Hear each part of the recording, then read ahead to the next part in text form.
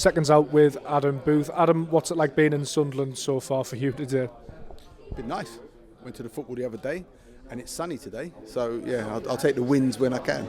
Yeah, it makes a nice change. Obviously, you mentioned going to the football with Josh there. Great reception from the Sunderland crowd against Leeds United. He's very popular up here. How's he going to manage that? Josh is an entertainer at heart in a fighter, and I think there'll be a lot of positive energy for him in that arena on Saturday night, and I think he'll feed off that, and that will really make him an exaggerated version of himself, and it'll just be my job to make sure that he's keeping his discipline right whilst putting on a show. No, are you a Macam or a Magpie? I'm a Macam, actually. I don't know if you can tell by the accent. You mentioned there, obviously, Josh, no stranger to pressure, but fighting in Sunderland in front of his home crowd, does that bring with it a slightly different pressure? You touched upon it there, having to sort of maybe rein him in a little bit until the job's done? I don't think it's a pressure. It's just a different energy. It's a different energy when you're walking out and all of a sudden it's people that you grew up with and that there's more of them there. It just creates a different energy, but actually I think that will just make him enjoy it more. And which Josh Kelly are we going to get? Which version of Josh Kelly are we going to get? I wish I fucking knew. I don't think he knows. Like on a daily basis when he turns up at the gym and he spars, he doesn't know what he's going to do. I'll literally, like every session, if he's sparring, the first round I'll sit down and go, right, which plate am I spinning today? It's like that. And over the years that we've worked together, I realise how many different plates he spins, style-wise as a fighter, and what my coaching calls are for each one. He's spoken openly, Josh, about his mental health problems. You obviously touched upon it there in terms of not knowing which Josh you're going to get.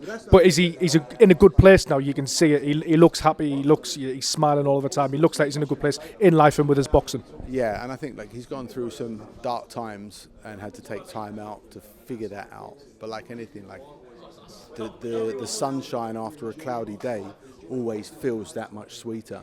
And I think he's arrived at that point at 29 years of age in his physical prime as well. And so, and we have lots of conversations. We're just saying, look, nothing matters. Tomorrow's not promised to anyone. Let's just enjoy everything we have now. And we try and carry that energy every single day.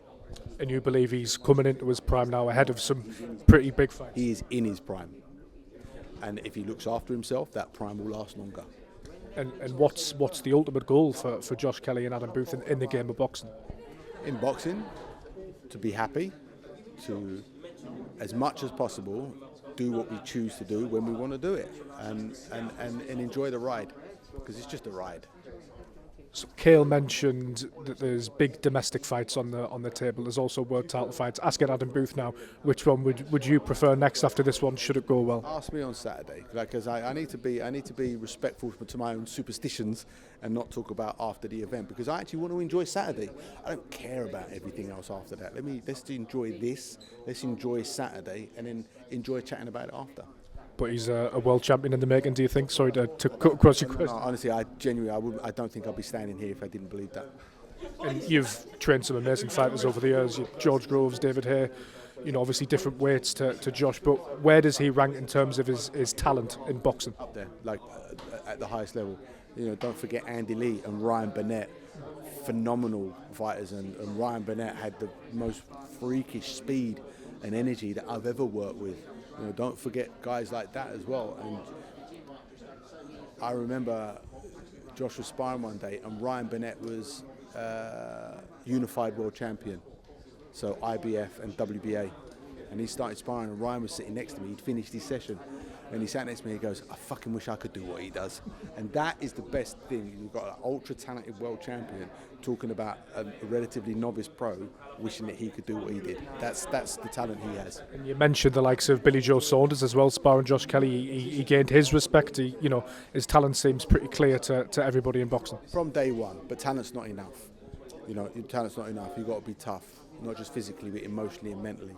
You've got to be able to get through the stormy days and suffer the injuries and or the pain or the getting buzzed, having doubts. Do I really want to do this? You've got to get through all of that and keep winning whilst you're suffering that, to keep your career going till you get out the other side of it. And that's where he's at now. So let's enjoy the ride.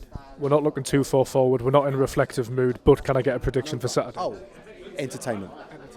Fantastic. Thank you, Adam. Nice one. Cheers.